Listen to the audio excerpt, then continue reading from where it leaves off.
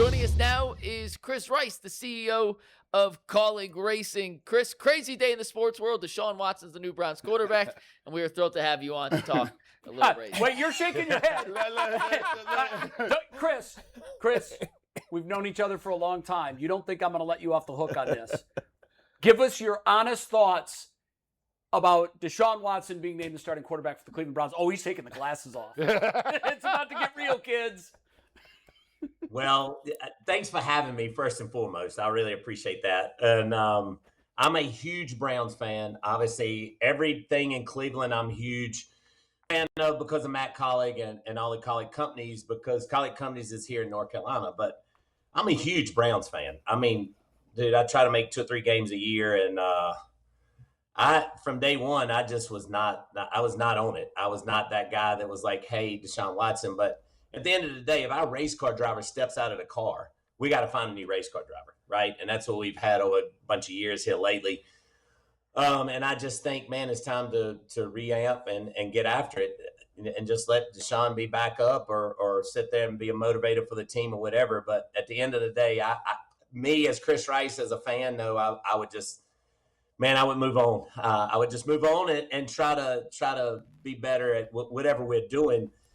I'm a Baker Mayfield fan, so I didn't understand that. It's a lot of things in sports that we do as CEOs and as companies that people don't understand. So I'm not in day-to-day business with those guys. I'm not you guys, so I can't sit here and beat them up. But what I can say is I respect the Haslam's a lot.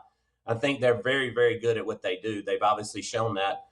But with this decision for Deshaun Watson, that's not me. I would not do that. It would be like me. They would pick me over A.J. Allmendinger to drive the car. That just doesn't happen. You wouldn't fit in the car, despite the fact you've lost about 100 pounds or whatever you've lost. I don't think you fit in the car. When I see that game day for men, 120 pounds, I could be a spokesperson for that game day for men. So I don't know who that is. Tell them reach out to me because I love what they're doing. I think that's great for the world. So good job game day for not men, just game day or whatever it was you guys were showing there. Yeah, Chris I don't know, 5 years ago maybe, you were about 120 heavier than you are now. You look like completely different. And he works out like 5 hours every day, too. He's a maniac. All right, Chris. Well, I work out at 5:30 in the morning. Let's get that right, for an hour and 10 minutes before I come into work. And I was 340 pounds. I'm 208 this morning. Wow. Yeah, he's good for you, Chris. That's awesome, man. Yeah, chiseled, ripped. The guy puts me to shame. I got to ask you this, Chris. Give us a sort of state of the state of Kaulig Racing. Where are you this year, but also in the macro, too, since Kaulig decided to dive into this pool? Where is Kaulig Racing right now? Well, we decided to make a massive change in business, right? Like we went with Ram and we got rid of what the second series. You got the Cup Series, then you have the second series with O'Reilly now at Xfinity that we ran forever. So we went there, and now we have 5 trucks with Ram, Stellantis, anything like that, so that's what we decided to do. But what that did is stuck us on an island on the Cup side. So we're all by ourselves, and we don't have any support, anything like that on our Cup side, and we were still building our support on the truck side. So when we did that, we decided to jump in feet first with Ram and Stellantis, all of those people, and just let's go. Let's try to sell trucks. We're going to try to sell Ram trucks. We're going to try to sell all of the vehicles that Stellantis has. But also what we're going to do is market like crazy, right? Like, so if you think about Matt Kaulig in Northeast Ohio and what he does, he's huge in the marketing.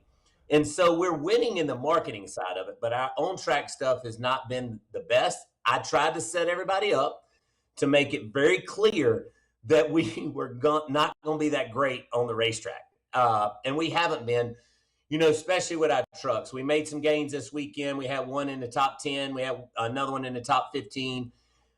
So we're making gains, but it just takes so long in NASCAR to make gains. When you think about that car you're seeing there was our first Cup car that we ran, and that was so many years ago.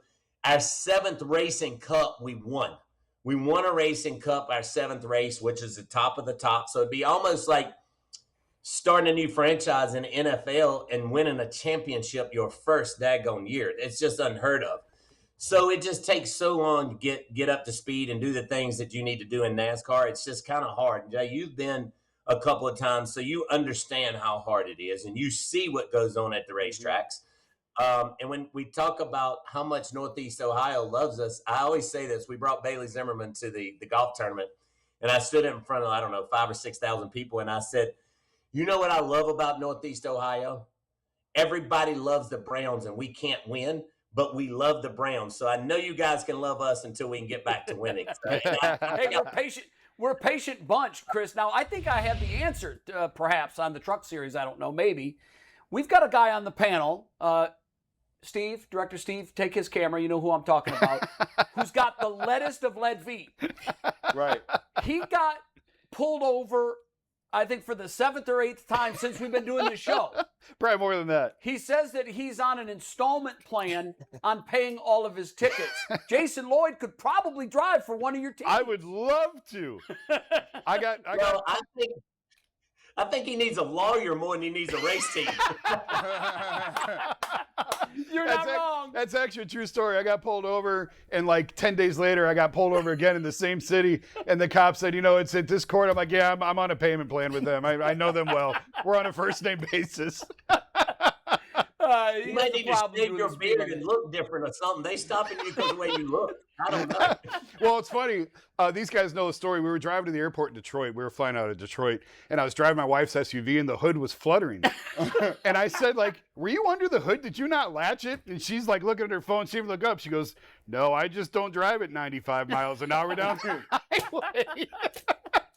So if you ever need a driver, you let me know. I'm ready. I've been waiting for this my whole life.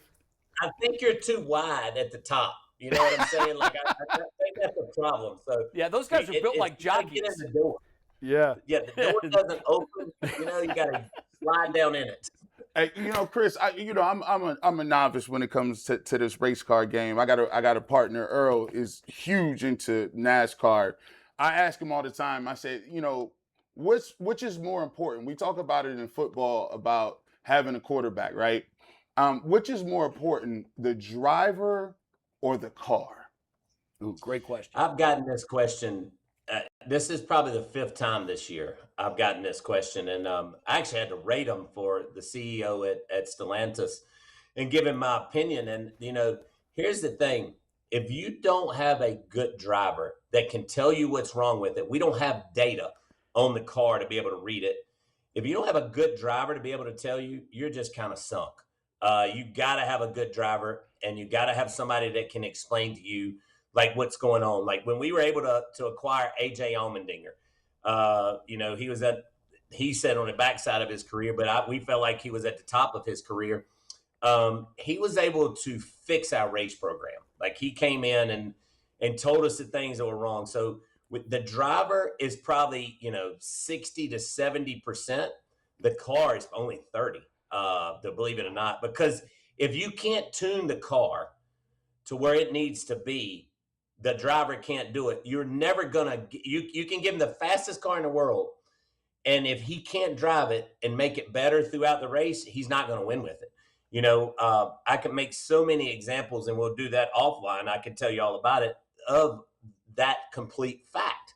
So you got to get good drivers.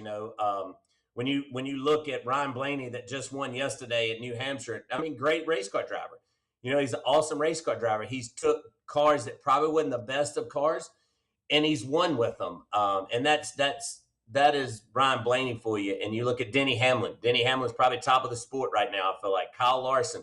Those guys are great race car drivers. Anything they get in, they go win. So the driver's probably 60, 70%, and then you got 30% on the car or the truck. But if you got a bad horse, you can't ride that horse good either. So you got to have the good horse. I always say a jockey can't win on a small horse. They got to have the big horse. They got to be a stallion. They got to be it. So you got to have good cars, but the driver's got to be able to tell you what's wrong with it. Well, it makes perfect sense. Hey, listen, Chris, we always appreciate you. Thanks for coming on, taking the time for us. Good luck the rest of the way, and we will, I'm sure, see you very soon. Thank you, Chris. Well, thank you guys. I appreciate it. But I want to say this. I am a huge Browns fan, no matter the decision they make. Okay. I want to be very clear. You're I am a backtracking. huge Browns fan. Hey, No matter the decision. he got to get that CEO. He was like, hey, listen, we good behind here. We good. That's CEO speak. CEO talk. We'll I kill didn't him. get You here. can be I nice. didn't get here being dumb, guys. I say that. Thank you. All right. Boys.